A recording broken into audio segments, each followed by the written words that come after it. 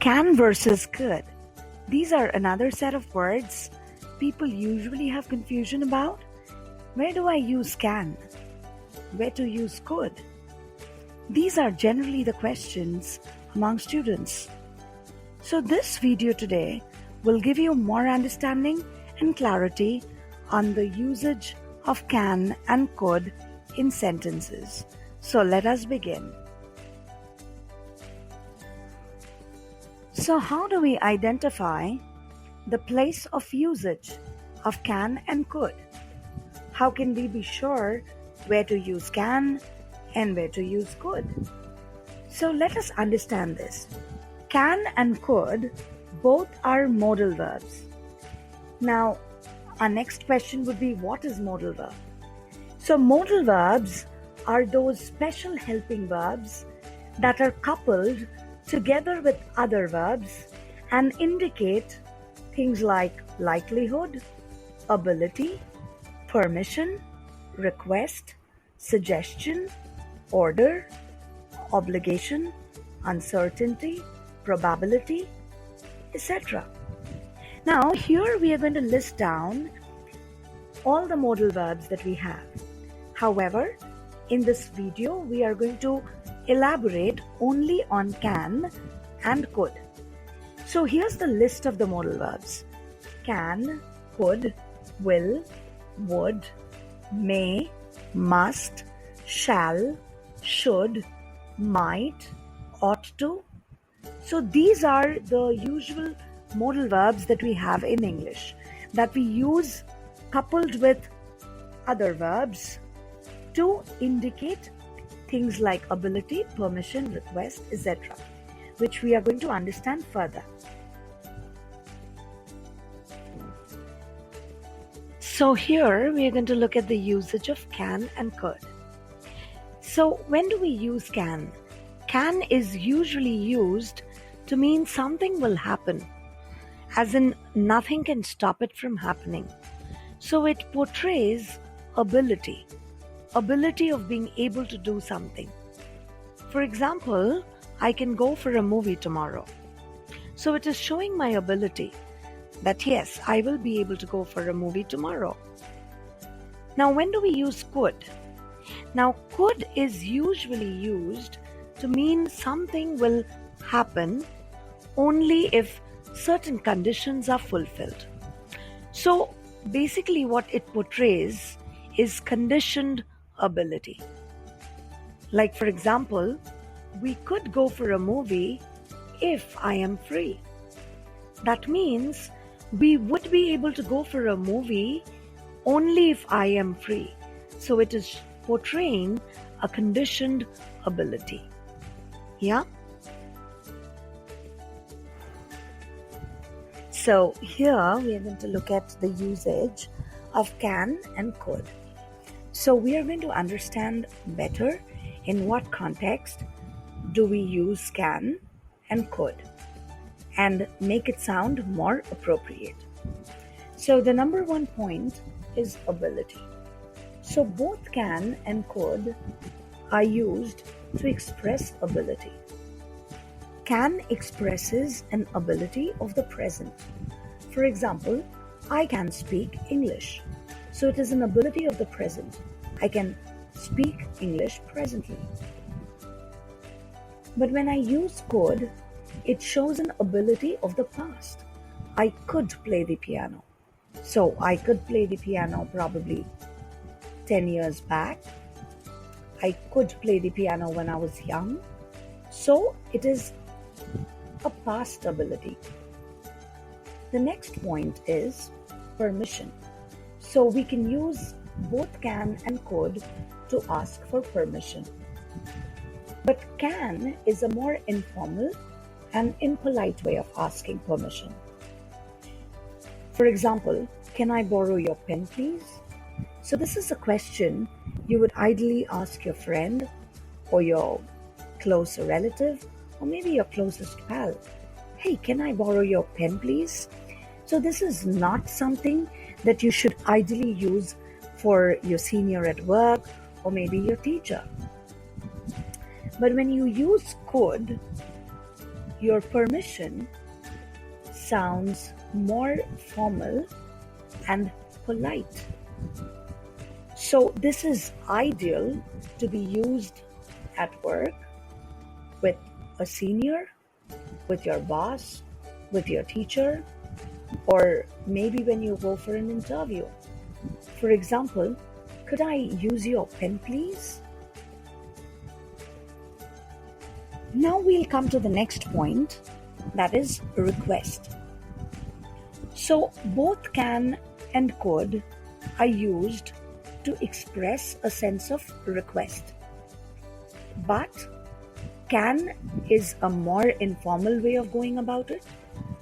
Like, for example, you can tell your friend, hey, can you please help me? I'm in trouble. But when you use could, it's a very formal and very polite way of asking. You can probably, ask your office colleague who's senior to you, sir, I need a help. Could you please assist me? So that's a more formal way of putting it across. Now, the next point is future or present possibility. Now, you use can to express a future or present possibility. For example, it can rain. So it could be you're trying to say it can rain in a while, or you're trying to say it can rain tomorrow. So it's a possibility which may happen in just some time, at present, or in the near future.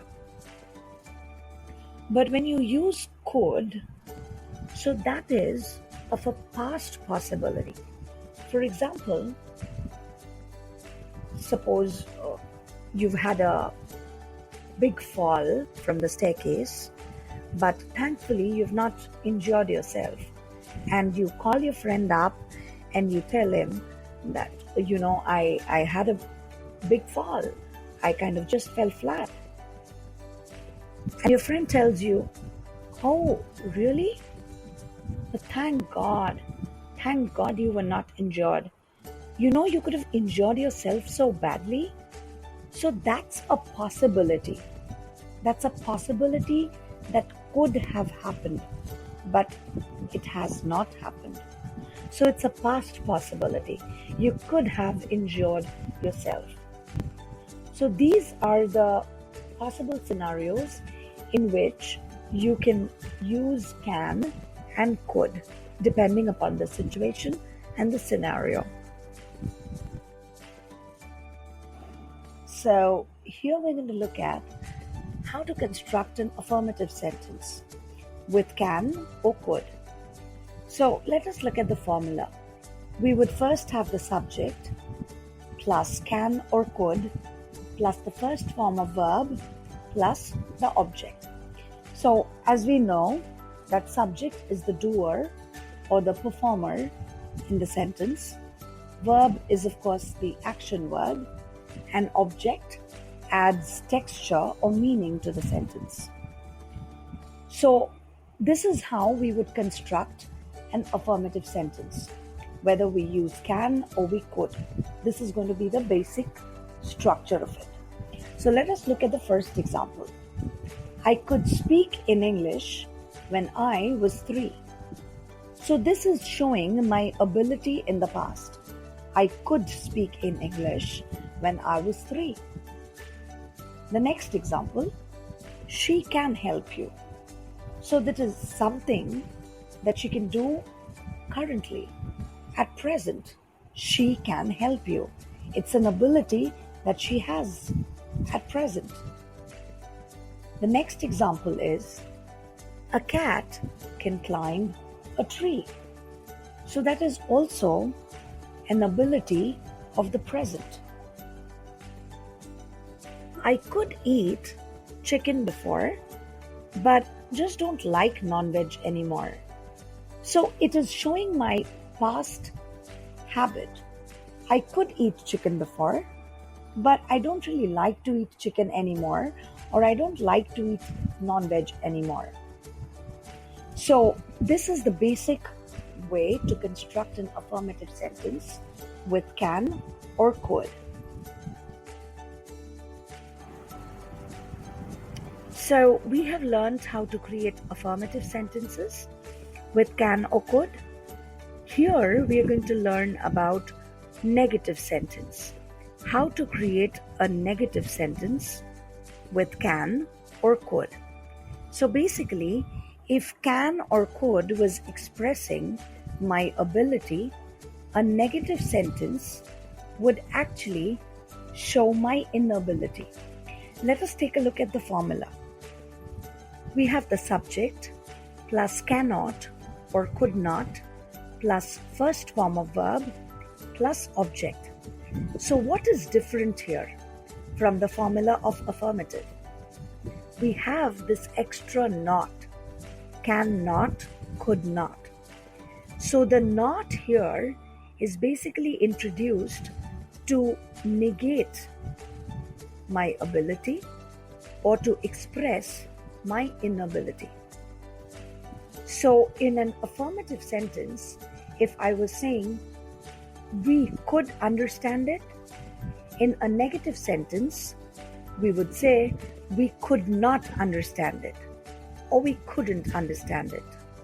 So it is negating my ability. The second sentence, I can't do this. So this again shows my inability. I couldn't sleep last night. They couldn't find the keys. So all of these sentences are basically negative sentences with can or could. So here we're going to look at constructing questions with can and could. So the formula here would start with can and could. So can or could, and then the subject plus the first form of verb plus the object. So can you speak in English? So that's a question I'm asking. So it's starting with can, you is the subject, speak is the verb, English is the object. Could you please come to the office? Could, you is the subject, come is the verb, and office is the object.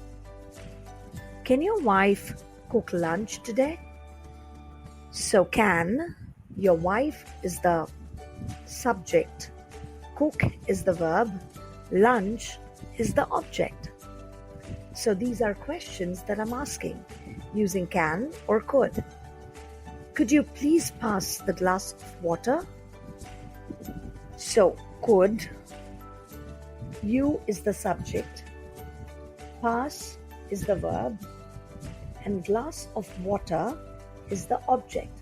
So that's a request that you're making.